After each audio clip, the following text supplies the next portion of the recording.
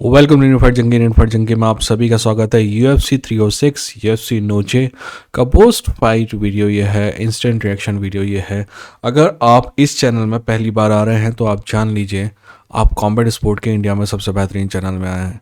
मेरी शक्ल दूसरों से स्पेशल बिल्कुल नहीं है, वैसे मेरी वाइफ इस बात से डिसएग्री करेगी। मेरे पास सेटअप दूसरों से बेहतर बिल्कुल भी नहीं है, लाइटिंग बिल्कुल भी नहीं है, एडिटिंग बिल्कुल भी नहीं है, बट नॉलेज है। और ये वादा है कि जब कभी आप मेरा वीडियो देखकर उठेंगे तो आपके पास पहले से ज़्यादा नॉलेज होगा। और अगर इस वादे पे मैं खरा नहीं उतरता हूँ तो अनसब्सक्राइब भी कीजिएगा और कमेंट सेक्शन में 4 गालियाँ भी देते जाइएगा, ठीक है ना। इतना कॉन्फिडेंस है अपने आप को अपने पे, ठीक। अब बात करते हैं UFC 306 की। UFC 306 अभी अभी शुरू हुआ है, मेरी आंखों के सामने चल रहा है, खतरनाक विजुअल्स नज़र आ रहे हैं, बट टीवी में कुछ एक्स्ट्रा तो नज़र नहीं आ रहा है। वैसे मेरे लैपटॉप का एक्स्ट्रा स्क्रीन में दिखाई दे रहा है, बट ऐसा कोई स्पेशल नहीं दिखाई दे रहा है। हाँ, ये बात बिल्कुल सही है कि जो कोई भी वहाँ देख रहा है उसके लिए वो शानदार है। और जब शुरुआत हुई है तो मैक्सिको की स्टोरी को थोड़ा थोड़ा पार्ट में बताने की कोशिश कर रहे हैं। और दोस्त, इंटरेस्टिंग बात यह है कि मैं जो हूँ, वैसे तो मैं स्टडी से एक इंजीनियर हूँ, बट मेरे बाप ने बचपन से हिस्ट्री के प्रति मेरे दिल में एक क्यूरोसिटी उत्पन्न की है। तो मैंने जितनी किताबें इंजीनियरिंग में पढ़ी हैं उससे 50 गुना ज़्यादा किताबें हिस्ट्री की पढ़ी हैं, ठीक है ना। और मैक्सिको की हिस्ट्री मुझे पता है, और जो वर्जन ये लोग दिखा रहे हैं that's not that good. Cringy dialogue लिखे हैं, हाँ विजुअल्स बहुत शानदार है। और ये बात समझ में आ रही है कि आखिर क्यों इतने शानदार विजुअल्स को रेंडर करने में 12 घंटे लगे हैं। बट आपको समझ में आ रहा है, अभी तक ये वीडियो में 1 मिनट 57 या 58 सेकेंड हो गए हैं, और अभी तक मैं विजुअल्स और स्टोरी और इन सब की बात कर रहा हूँ, क्योंकि इस इवेंट का सबसे बड़ा स्टार इस इवेंट का वेन्यू है। ये बात बिल्कुल सही नज़र आ रही है मुझे कि इस इवेंट का वेन्यू उन लोगों के लिए तो बहुत शानदार है जो वहाँ पे हैं, पर मुझे नहीं लगता कि मेरे लिए या आपके लिए कोई स्पेशल है, ठीक। चलिए आप फाइट पे बात करेंगे। वैसे अभी तक मैं जो देख पा रहा हूँ ना, उसमें 2 चीज़ें नज़र आ रही हैं। पहली बात तो वैसे मैं अगर चश्मा लगाऊंगा शायद आपको भी कुछ कुछ दिख जाएगा। एनीवेज, 2 चीज़ें नज़र आ रही हैं। पहली बात तो ये नज़र आ रही है कि UFC ने बहुत सारी मेहनत की है एंट्रेंस में। एक समय था जब प्राइड में ये सारा माहौल जो है बहुत शानदार दिखाई देता था। और दूसरी बात यह है कि मुझे लग रहा है कि फाइटर ने भी काफ़ी मेहनत की है अपने एंट्रेंस में। पर मेरे दिमाग में पीछे ये बात घूम रही है कि क्या स्पेशल एफर्ट के लिए थोड़ा ज़्यादा पैसा दिया गया फाइटर्स को।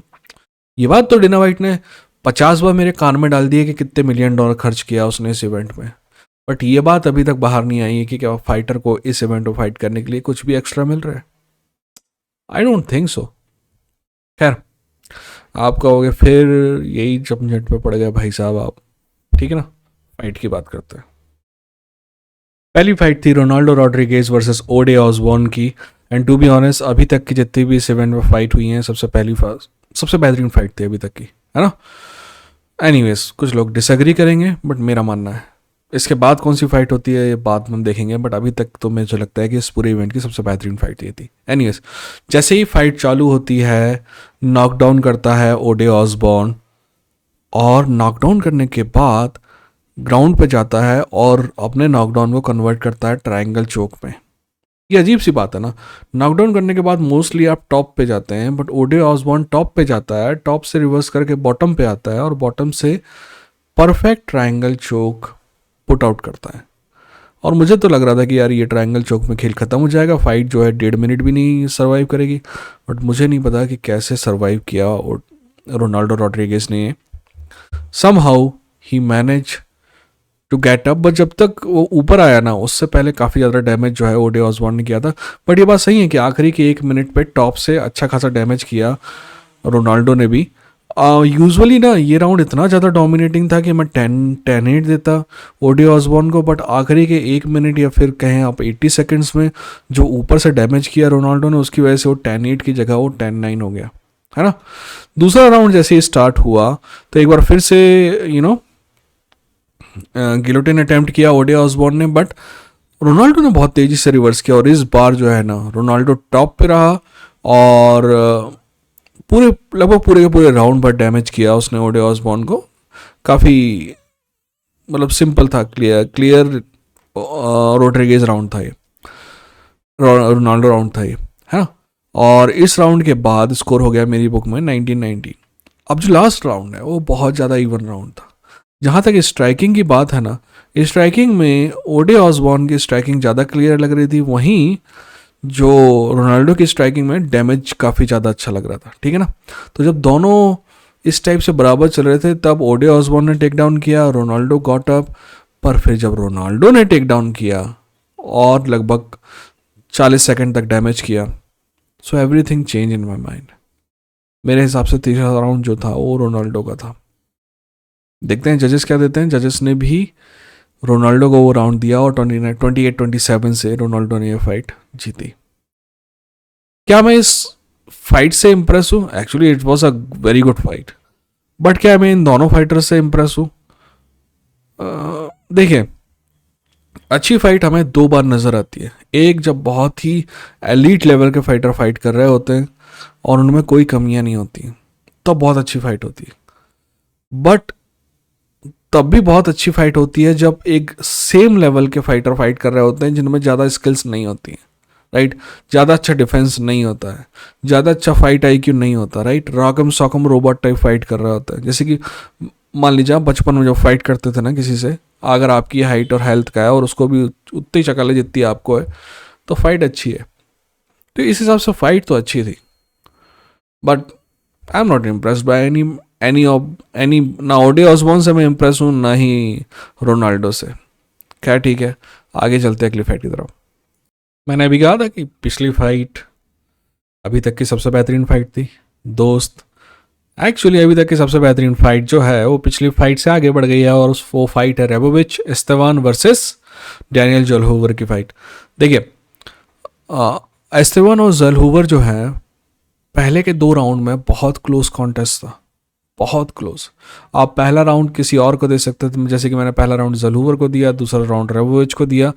बट अगर आप पहला राउंड रेबोविच को देते हो, दूसरा राउंड ज़लहूवर को देते तो भी चलता। अगर आप पहला राउंड ज़लहूवर को देते, दूसरा राउंड ज़लहूवर को देते तो भी चलता। आप पहला राउंड रेबोविच को देते, दूसरा राउंड रेबोविच को देते तो भी चलता। पता है क्यों? क्योंकि ये सारे के सारे राउंड जो हैं वो एक्सट्रीमली एक्सट्रीमली एक्सट्रीमली क्लोज थे, ठीक। थर्ड राउंड में ज़लहूवर ने नॉकडाउन किया रेबोविच को, उसके बाद उसकी आई पोक किया, जिसकी वजह से उसको रिकवर होने में टाइम मिला, पर दोस्त रिकवर होके रेबोविच बहुत शानदार तरीके से वापसी की, एंड ही ऑलमोस्ट फिनिश्ड ज़लहूवर एटलीस्ट 3 times. ज़लहूवर somehow survived and later thrived. Anyways, तो ज़लहूवर जो है जैसे तैसे उसने राउंड ख़त्म किया, बट ये राउंड क्लियरली रेबोविच का राउंड था। अगर पहला नॉकडाउन नहीं हुआ होता ना तो मैं शायद रेबोविच को 10-9 दे सकता था, 10-8 दे सकता था। ये राउंड इतना डोमिनेटिंग राउंड था, बट पहले नॉकडाउन हो गया था इसलिए मैंने 10-9 दिया। आप बोलेंगे अब मेरा क्या स्कोर है? मुझे नहीं पता है मेरा क्या स्कोर है, क्योंकि मैंने जैसे कि पहले बताया कि पहले के 2 राउंड इतने क्लोज थे कि आप किसी को भी कुछ भी दे सकते हो। बट ये बात क्लियर थी कि तीसरा राउंड रेबोविच का राउंड था। जजेस ने 29-28, 28-29, 28-27 से, मेरे ख्याल से 29-28, एनीवेज यार, तो जो है जजेस ने रेबोविच को ये राउंड दिया, राइट। ये फाइट थी दोस्त। आई एम नॉट श्योर कि दोनों स्किल वाइज कितने शानदार हैं कितने शानदार नहीं है, बट मैं इनकी हर फाइट देखने वाला हूँ। They are very interesting fighters, ठीक।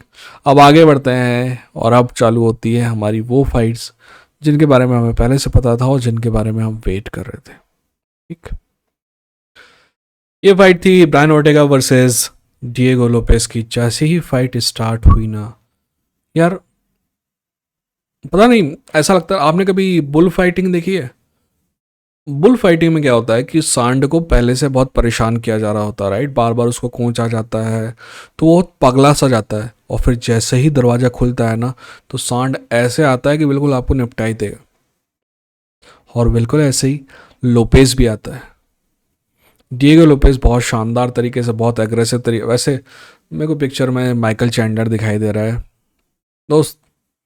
एनीवेज, माइकल चैंडलर और कॉर्नर के बारे में तो बात कर लिए। डिएगो लोपेस बहुत तेज़ी से सामने आया, बहुत एग्रेसिव तरीके से, और ही landed a knockdown shot in just 10 seconds।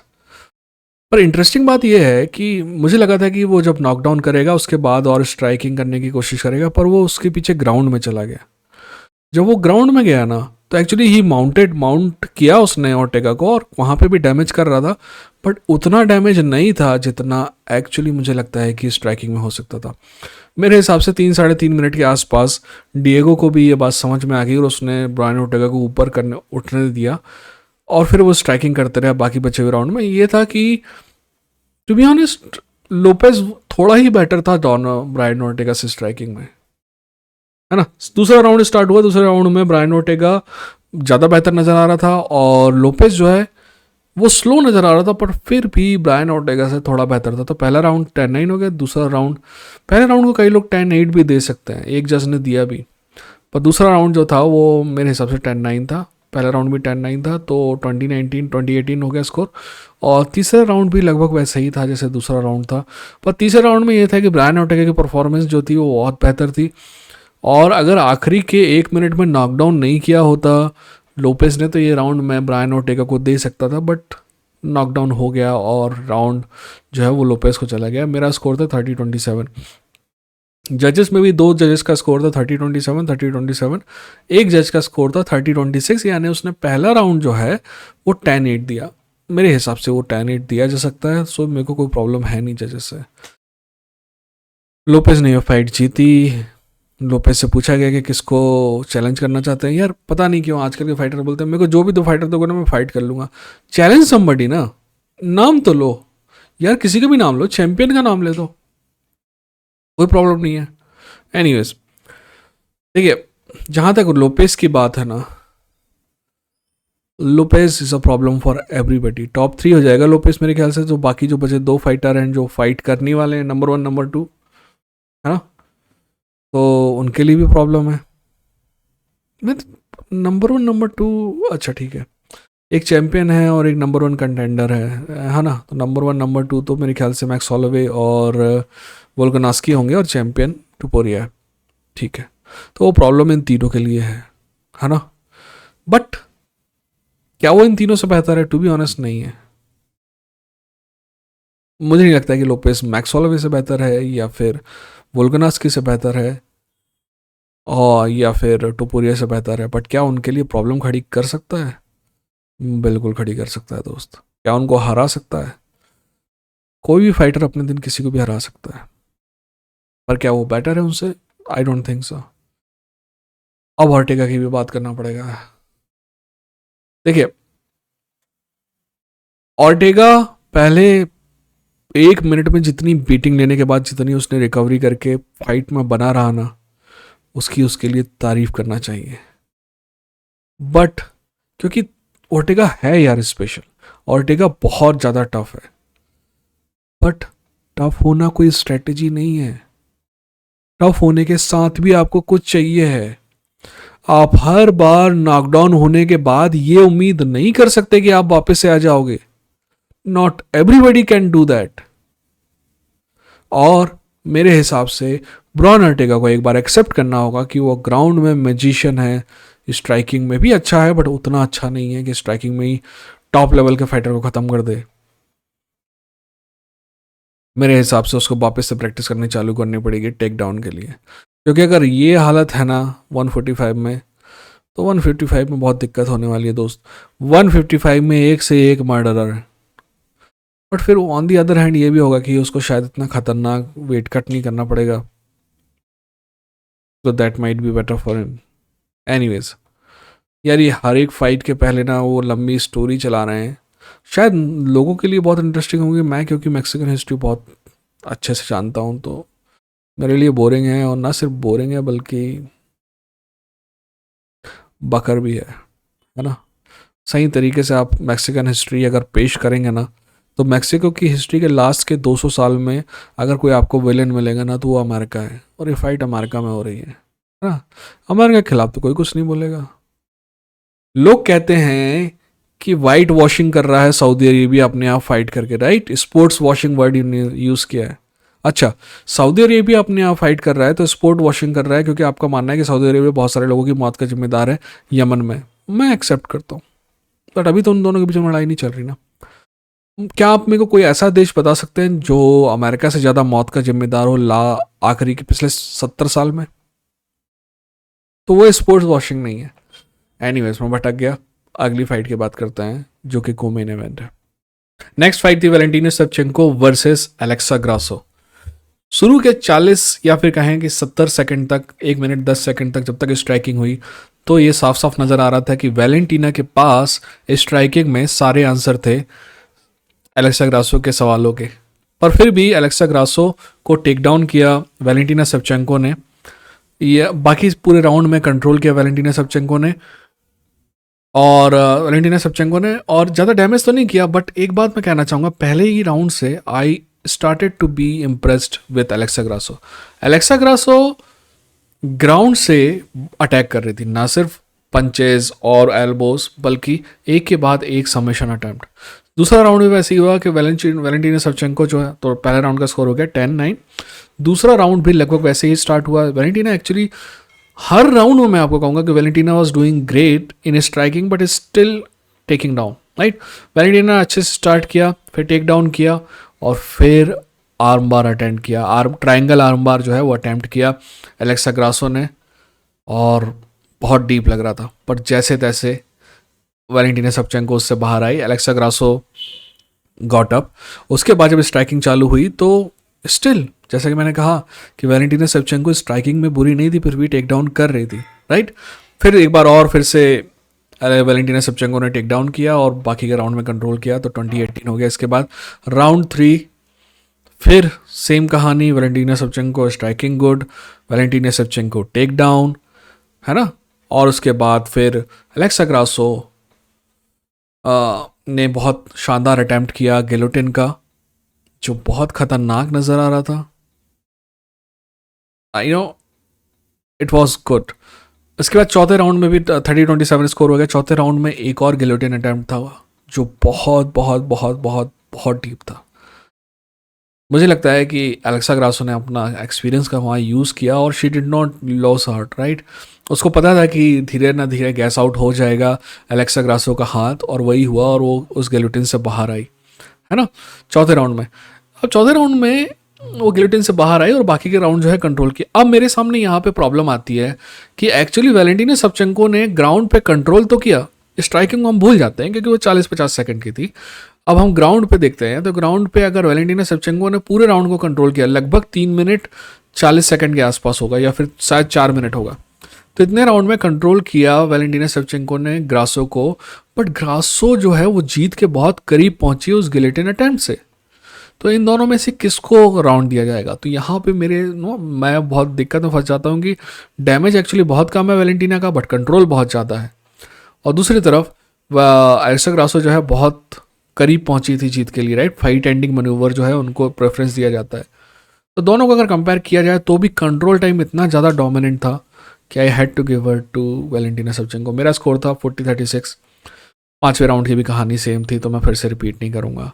पाँचवें राउंड के बाद स्कोर हो गया 50-45, 50-45, 50-45। उसके बाद जब वैलेंटिना स्पीच दी तो वैलेंटिना ने इंग्लिश में बोली, हिस्पैनिक में बोली, फिर एक और लैंग्वेज में बोली, और फिर एक और लैंग्वेज में बोली।